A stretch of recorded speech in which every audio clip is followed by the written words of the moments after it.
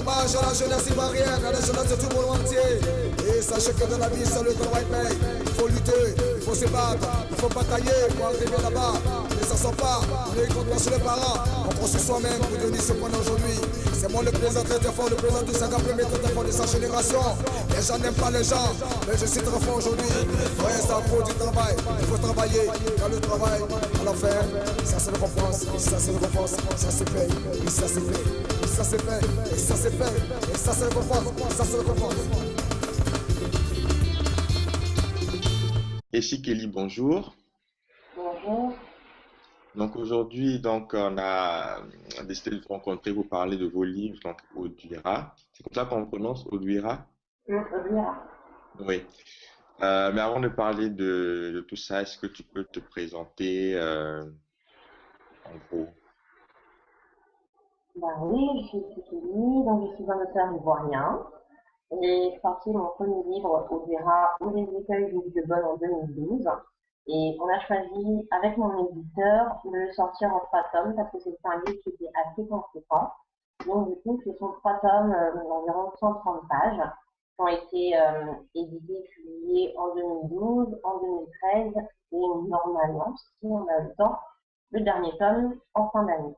Et j'organise aussi des rencontres culturelles en Côte d'Ivoire à Abidjan dans le but de parler de la littérature ivoirienne et un peu de promouvoir les arts.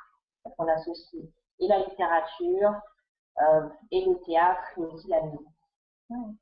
Ah, d'accord. Ok. Euh, ben, allons commencer par parler du livre d'Oduira. Donc, c'est déjà, est-ce que tu peux nous donner un petit pitch sur l'histoire en fait? De quoi ça parle? L'histoire de Bura se passe à Yopougon, dans un quartier assez précaire. Et en fait, c'est l'histoire d'une jeune fille qui vit dans une famille défavorisée et qui est envoyée par son père pour travailler chez des personnes en tant que bonne et qui est obligée d'affronter en fait un patron qui va s'avérer comment dire ça, très violent. Donc elle va subir et des abus sexuels et des abus physiques en fait. Et c'est un peu pour dénoncer le fait que en envoyant des personnes mineures travailler chez des personnes qu'on ne connaît pas, on ne sait pas vraiment face à quoi ils vont se trouver, que l'argent ne peut pas forcément légitimer le fait qu'on donne un enfant à une famille pour l'exploiter en fait. Voilà, l'exploitation du travail des enfants. D'accord. Ok. Et Odira, c'est le nom de la fille en fait, c'est ça? Ou c'est le Oui, nom c'est le nom de l'héroïne. D'accord. Ok. Et ben, les différents tomes, donc ça sera différentes parties de sa vie. Comment s'organisent les différents tomes? En fait, Obira, ça veut dire en chantier purification. Donc, le premier tome présente sa vie, comment est-ce que son père arrive à lui expliquer qu'elle va être obligée d'aller travailler chez quelqu'un et la rupture qu'il va y avoir. Parce que c'est une enfant qui aime beaucoup l'école. Et donc, on va vraiment voir la rupture entre son milieu familial et voir comment elle va être propulsée dans un nouvel environnement. Le deuxième tome se situe un peu enfin, sur les actes qu'elle va subir et comment est-ce qu'elle essaie de s'en sortir. En tout cas, l'impact émotionnel et physique que ça a sur elle. Et le troisième tome débute en fait sur le cheminement qu'elle a et comment est-ce qu'elle essaie d'avancer malgré les difficultés qu'elle peut rencontrer. Purification parce qu'elle essaye de travailler sur elle pour pouvoir oublier un peu ce qu'elle a vécu et pouvoir dépasser en fait le choc qu'elle a reçu pour devenir quelqu'un. La personne en tout cas qu'elle aspirait être avant de subir ces chocs. D'accord. Ok. Et combien de temps il t'a fallu pour écrire le livre? C'est un livre que j'ai écrit il y a quelques années, je l'ai écrit sur 3 mois. D'accord. Donc, je Les permets trois juste de tomes. faire corriger. Oui, parce qu'en fait, c'est un seul livre que j'ai écrit, que nous, on a décliné en 3 tomes. Donc, du coup, il était déjà écrit. D'accord. Ok, d'accord. Et, euh, et déjà là, sur les deux premiers tomes qui sont sortis, quels sont les retours, aussi bien commerciaux qu'au niveau de l'avis du public? Les retours commerciaux sont bons. C'est un livre qu'on propose à un prix qui est assez bas, en tout cas par rapport au prix du marché, parce que je veux justement que beaucoup de personnes puissent y avoir accès. C'est un livre qui coûte très cher, ça ne sert à rien. Moi, je veux vraiment que des personnes, en tout cas, qui n'ont pas forcément beaucoup de moyens, ou des adolescents qui ont juste leur argent en poche, puissent vraiment se procurer sans forcément avoir un trou dans leur budget. Donc oui, les retours commerciaux sont bons, ça intéresse vraiment le public, je suis très contente. Et par rapport à la critique, j'ai eu aussi des critiques objectives. Les critiques, en tout cas, trouvent que l'histoire se tient bien. Pour un roman, parce qu'il y a beaucoup de romans à fiction, il y a surtout des nouvelles. Donc pour un roman, voilà, c'est assez long, mais c'est très bien tenu. Il n'y a pas d'erreur flagrante. Par contre, le critique qui est venu, c'est les fautes. Mais bon, Les quoi? J'ai pas entendu. les fautes, certaines Ah, fautes, les fautes, de quoi? des fautes dans l'édition, dans la mise en page. Ah, ok, d'accord. Des petites erreurs, comme ça, et des coquilles aussi qui sont passées, mais qui ne sont pas gênantes globalement. Voilà. D'accord, ok. Oui, oui, ça fait ça. Et où est-ce qu'on peut justement trouver le livre dans sur Internet Sur Internet, on peut le trouver sur etsy.fr et à Abidjan dans toutes les librairies de France, à Éloigné d'Alais, enfin à peu près dans toutes les librairies. D'accord. Ok. Après, donc, la série des Audira, est-ce que tu as, déjà d'autres livres qui sont prévus ou tu as l'écriture ou Oui, j'ai un recueil de nouvelles que j'aimerais bien faire sortir en août ou en septembre. Le problème, c'est surtout d'en trouver une bonne période pour pouvoir faire la promotion, pour en parler. Mhm. Et puis, j'ai aussi les rencontres littéraires.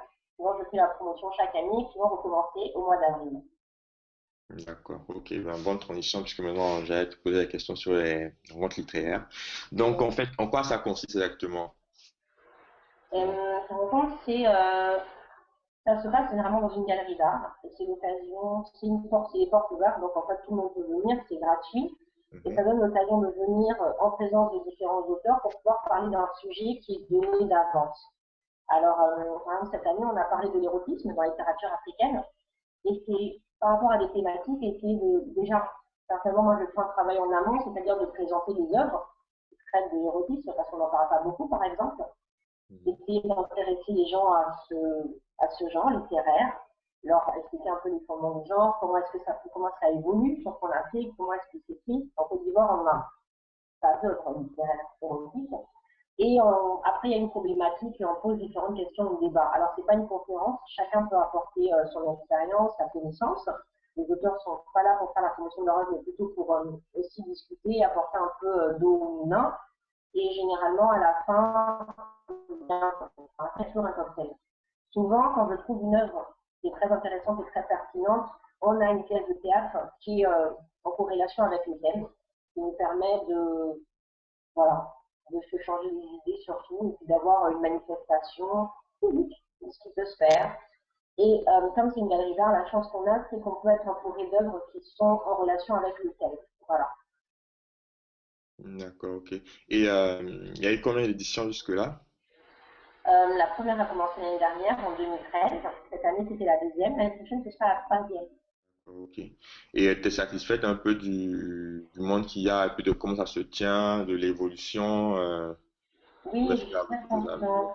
Oui, vas-y. L'année dernière, on a commencé en faisant 2 rencontres par mois. Cette année, j'ai plutôt choisi de faire une rencontre par mois.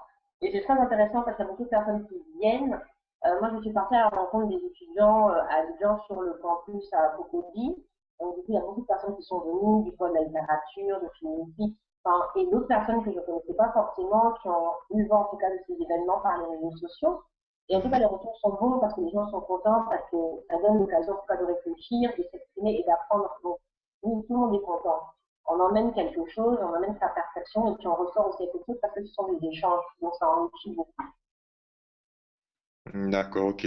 On a souvent l'impression que la littérature n'est pas trop présente au niveau de la population, en tout cas au niveau de la jeunesse, mais finalement, les rencontres marquent, donc ça montre que quand même il y a des personnes qui s'intéressent au livre, ou qu'est-ce que tu en penses? Oui, il y a des personnes qui s'intéressent au livre parce que de plus en plus, en fait, il y a des personnes qui vont aussi à la rencontre d'autres pour leur parler de la littérature. On a Mhm. un groupe avec 3 autres auteurs. Il y a Naka, il y a Nijiji et Makariti. Et il y a un mois, on a organisé une rencontre littéraire, mais au bord de la plage. il y a eu une vingtaine de personnes qui sont venues. Alors que moi, j'aurais pensé que les personnes n'auraient pas forcément fait l'effort de venir parce que c'était à Bassam et qu'il y avait aussi un coût. Et on a été très surpris de voir qu'au contraire, les gens sont venus, les gens ont participé, il y a eu des jeux autour du livre, il y a eu des tables rondes et les gens ont beaucoup apprécié. Et vraiment, en fait, on remarque que plus on propose aux gens, plus les gens viennent. Parce qu'en fait, eux, ils sont demandeurs, mais si on ne vient pas vers eux pour leur proposer quelque chose, ils ne savent pas vraiment vers quoi se tourner. On a beaucoup d'auteurs aussi à Abidjan, mais on ne parle pas vraiment des auteurs ou de leur œuvre en tant que telle. Donc c'est vrai que les gens, ils sont un peu perdus. Donc proposer au public, ça permet vraiment de lui donner ce qu'il attend en fait. D'accord, ok. Et, euh, et est-ce que, parce que bon, c'est quelque chose qui peut se faire aussi, est-ce que tu as déjà pensé à faire une adaptation cinématographique pour ton livre ou à proposer À proposer, oui, si ça va être proposé. En tout cas, si on me le propose, ben, avec plaisir, pourquoi pas, je sais pas. Je suis pas très cinéma, mais pourquoi pas, ça pourrait être ah, intéressant. qui n'est pas très cinéma? Ok, ben, je pense qu'on a fait, on a parlé un peu de tout. Est-ce que tu as quelque chose à rajouter ou quelque chose à préciser? Non, on n'est pas qu'on a fait Ok. Ok. Et quels sont tes contacts, enfin tes contacts sur Internet ou sur comment on peut te joindre si jamais les personnes sont intéressées pour joindre Ecyclid? J'ai un blog littéraire sur lequel je fais un peu les comptes rendus des rencontres littéraires et rencontres culturelles que je fais sur Paris. Parce qu'il y a beaucoup d'endroits à Paris où on peut aller rencontrer des auteurs africains qui font la promotion de leurs livres. Donc à chaque fois que j'ai l'occasion d'y aller, je fais des comptes rendus aussi de mes rencontres littéraires et des lectures que je fais. Et sur WordPress, ça s'appelle Les mots d'ombre. D'accord, Et aussi bien sur Facebook, sur le nom Esquisseli, on peut me joindre. Et par mail, lesmotsd'ombre@gmail.com. d'accord, ok. Donc merci pour l'interview, d'avoir parlé de ce que tu faisais et puis à la prochaine pour des prochains livres ou des prochains projets. Oui, merci à toi. Hommage à la jeunesse ivoirienne, à la jeunesse de tout le monde entier. Et sachez que dans la vie, seul le travail paye. Il faut lutter, il faut se battre, il faut batailler pour arriver là-bas. Mais ça sort pas, on est contre sur les parents. On construit soi-même pour devenir ce qu'on est aujourd'hui. C'est moi le président très fort, le président du Saga, premier très fort de sa génération. Les gens n'aiment pas les gens, mais je suis très fort aujourd'hui. Ouais, ça faut du travail, il faut travailler. Dans le travail, à la fin, ça c'est le récompense, ça c'est le récompense, ça se paye, et ça se paye. Et ça c'est fait, et ça c'est fait, et ça c'est le récompense, ça c'est le récompense.